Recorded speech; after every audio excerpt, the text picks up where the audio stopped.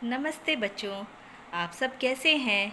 आशा करती हूँ आप खुश हैं। आज हम सरगम पाठ्य पुस्तक का 12वां पाठ पढ़ने जा रहे हैं और हमारे पाठ का नाम क्या है बच्चों? पिता का पत्र पुत्री के नाम। ये पत्र जवाहरलाल नेहरू जी, जो हमारे पहले प्रधानमंत्री हैं, उन्होंने अपनी बेटी इंदिरा गांधी, वो भी हमारी प्रधानमंत्री थी, भारत की प्रधानमंत्री रही हैं, उनके लिए पत्र लिखा था जब वो छोटी थी। और जब जवाहरलाल नेहरू जी जेल में थे तब उन्होंने अपनी बेटी के लिए पत्र लिखा है। साधारणतः वो हमेशा कुछ न कुछ प्रश्न पूछा करती थी अपने पिताजी से कि ये कैसे होता है, वो कैसे, उसके मन में बहुत ज़्यादा जिज्ञासा थी, बहुत क्यूरियोसिटी थी उसमें। तो हमेशा कुछ न कुछ प्रश्न पूछा करती थी जिसका जवाब जब जवाहरलाल नेहरू साथ में रहते हैं तो दिया करते थे। लेकिन अब वो साथ में नहीं हैं, वो जेल में हैं, तो वहाँ बैठकर वो उनके मन में ऐसा प्रश्न आता है कि अब उनकी बेटी के प्रश्नों के उत्तर कौन देगा, कौन समझाएगा। तो वो सोचते हैं कि चलो मैं इसका एक उपाय ढूंढता हूँ, और इसलिए उन्होंने अपनी बेटी को पत्र लिखना शुरू कर दिया। और उस पत्र के ज़रिए उन्होंने संसार की सारी बातें उस पत्र के द्वारा उनको बताने की कोशिश की। पत्र के द्वारा हम पढ़ने की कोशिश करते हैं, समझने की कोशिश करते हैं कि जवाहरलाल नेहरू जी ने अपनी बेटी इंदिरा गांधी के लिए क्या क्या लिखा है पत्र में। पिता का पत्र पुत्री के नाम। नेहरू जी ने जेल में रहकर अपनी पुत्री इंदिरा के नाम कई पत्र लिखे। पिता ने पुत्री को पत्र इतिहास व दुनिया की जानकारी देने के लिए लिखे। साथ ही वे अपनी पुत्री को निडर व साहसी बनाना चाहते थे। ये पत्र पिता का पत्र पुत्री के नाम से प्रसिद्ध है। उनकी पत्रों में से एक पत्र यहाँ पर प्रस्तुत है। तो बच्चों, जैसे कि हमने पढ़ा कि पिताजी ने पुत्री को पत्र लिखा, और वो क्यों लिखते थे पत्र? इतिहास और दुनिया, हिस्ट्री और वर्ल्ड की जानकारी, इन्फॉर्मेशन देने के लिए उन्होंने ये पत्र लिखा था। और वो चाहते थे कि उनकी जो बेटी है इंदिरा गांधी, वो एक निडर और धैर्यशाली, साहसी बेटी बने और जो देश की रक्षा करे। तो उनके बहुत सारे पत्र हैं, उनमें से एक पत्र ये है जो हम आज पढ़ने जा रहे हैं। चलिए देखते हैं। ये पत्र उन्होंने नैनी जेल में 26 अक्टूबर 1930 में लिखा था। उन्होंने लिखा है, प्रिय इंदिरा, तुम्हारे जन्मदिन पर तुम्हें कई उपहार मिले होंगे।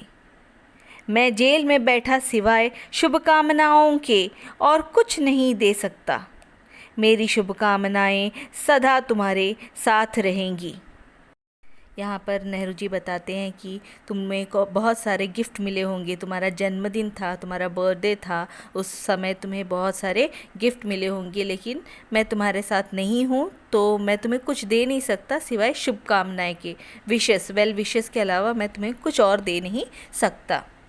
जॉन ऑफ आर्क की कहानी तुम्हें अच्छी लगती थी और तुम भी उसी की तरह बनना चाहती थी, पर तुम्हें पता है कि साधारण पुरुष तथा स्त्रियां साहसी नहीं होते। वे अपने पारिवारिक समस्याओं तथा चिंताओं में उलझे रहते हैं। यहाँ पर वे साधारण जो कॉमन मैन हैं, कॉमन पीपल, उनके बारे में बताते हैं कि वो ज़्यादा स्ट्रॉन्ग नहीं हो पाते हैं, क्योंकि उसका रीज़न है वो जो पारिवारिक समस्याएं हैं, लाइक फैमिली प्रॉब्लम्स जो हैं, वो उससे बाहर ही नहीं आ पाते। इतने प्रॉब्लम्स उनके इर्द गिर्द आस पास होते हैं कि उससे वो बाहर आने की कोशिश भी करें तो नहीं आ पाते हैं, उसमें फंसे रहते हैं। लेकिन एक समय ऐसा आ जाता है कि किसी महान उद्देश्य की पूर्ति के लिए लोग उत्साहित होकर कार्य करते हैं और वीर और महान बन जाते हैं। फिर वे कहना चाहते हैं कि जैसे महात्मा गांधी है या कोई भी जो महान बने हैं आज, उनके आगे एक लक्ष्य था। उस लक्ष्य की प्राप्ति के लिए उन्होंने उसके पीछे दिन रात मेहनत की और वो आज वीर या महान, ग्रेट कहलाने लगे। बापूजी ने जो आंदोलन छेड़ा है उसके हम साक्षी हैं और भारत के इतिहास निर्माण में हम भी सहयोग दे रहे हैं। मैं चाहता हूँ कि तुम बहादुर बनो, ऐसा काम करो जिसकी सारा समाज सराहना करे। लिखते हैं कि बापूजी, बापूजी का अर्थ होता है मीन्स महात्मा गांधी जी ने जो आंदोलन या जो मूवमेंट स्टार्ट किया है, शुरू किया है, छेड़ा है, उसके हम साक्षी हैं। उसके हम साक्षी हैं का अर्थ क्या है? ये जो पत्र जब उन्होंने लिखा है वो 1947, दैट मीन्स इंडिपेंडेंस से पहले लिखा है, हमें स्वतंत्रता मिलने से पहले लिखा है। तो इसलिए लिखा है कि हम सब साक्षी हैं, हम देख रहे हैं कि वो कितनी मेहनत कर रहे हैं, तो उसके हम साक्षी हैं। और हमें लोग, वी आर द वन, हम लोग ही इसका डेवलपमेंट, निर्माण कर सकते हैं। हमारे भारत की डेवलपमेंट में हम उनका साथ, सहयोग, साथ दे सकते हैं। इसलिए मैं चाहता हूँ कि तुम भी बहादुर बनो, ब्रेव बनो, ऐसा काम करो जिसकी सारा समाज सराहना करे, पूरे जो सोसाइटी है वो तुम्हें अप्रिशिएट करे, ऐसा काम तुम करो। कोई भी कार्य निरपेक्ष भाव से करो। निरपेक्ष का अर्थ होता है हमें किसी चीज़ की अपेक्षा नहीं होनी चाहिए। जैसे अगर आप कोई कंपटीशन में भाग लेते हो तो आप ये मत सोचो कि मुझे क्या प्राइज़ मिलने वाला है, उससे पहले आप उसमें पार्टिसिपेट करो, आप जितना दे सकते हो 100% उसमें दो। तो वही निरपेक्ष का अर्थ होता है। तो फिर वो बोलते हैं कि मिदास राजा जो हैं उनकी कहानी याद दिलाते हैं कि उस कहानी में किस तरह राजा ने अपनी बेटी को लालच की वजह से, ग्रीड की वजह से अपनी बेटी को उन्होंने क्या कर दिया था, सोने का बना दिया था। लेकिन हमारे जो बापूजी हैं, महात्मा गांधी जी, उनको कोई सेल्फ इंटेंशन नहीं है। वो ये सब किसके लिए कर रहे हैं? सिर्फ हमारे भारत के लिए, हमारे संपूर्ण भारत के लिए। तो वो लिखते हैं कि बापूजी जो स्वतंत्रता आंदोलन चला रहे हैं वह आंदोलन सिर्फ बापू के लिए नहीं, अपितु का अर्थ होता है लेकिन, सभी भारतीयों के लिए है। जितने इंडियंस हैं उन सब के लिए वो एक आंदोलन कर रहे हैं। हमें सक्रिय होकर भाग लेना चाहिए। सक्रिय मीन्स उसमें हमें एक्टिव पार्टिसिपेशन देना चाहिए।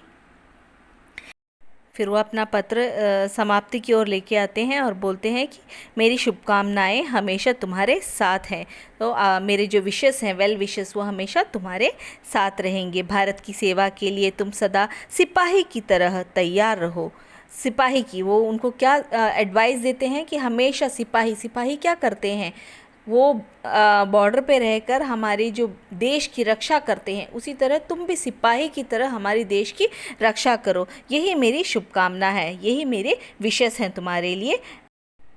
तुम्हारा पिता जवाहरलाल नेहरू। इस तरह ये पत्र समाप्ति की ओर आता है और वो जो एडवाइस देते हैं, जानकारी देते हैं लोगों की और उस आंदोलन की, इन सब के ज़रिए उन्होंने साधारण जनता की, कॉमन मैन की, इस तरह उन्होंने बहुत सारे इन्फॉर्मेशन पास की है, बहुत सारी जानकारी इस पत्र के द्वारा इंदिरा जी को बताने की कोशिश की है। तो इस पाठ से हमें क्या सीख मिलती है? वह